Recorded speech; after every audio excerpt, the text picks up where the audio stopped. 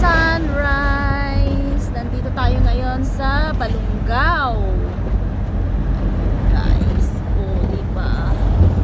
Ayun po yung Mount Balungaw sa mga taga Pangasinan. Yan. Ating sunrise.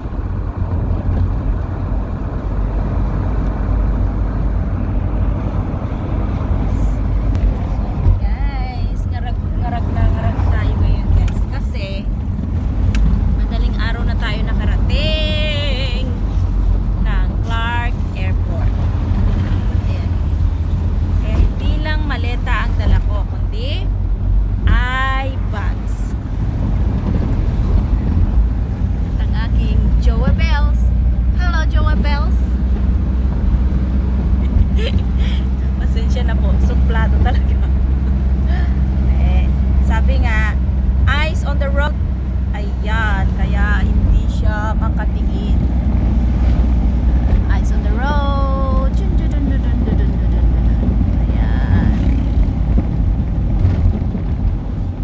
O, diba? Tingnan nyo guys, yan o. Yung dating sa mga kari-kariton lang siya nakalagay. O, ngayon naka-tricycle na.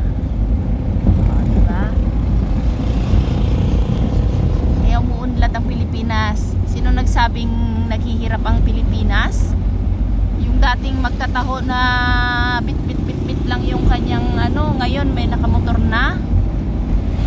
Diba? Dito tayo ngayon sa Mauban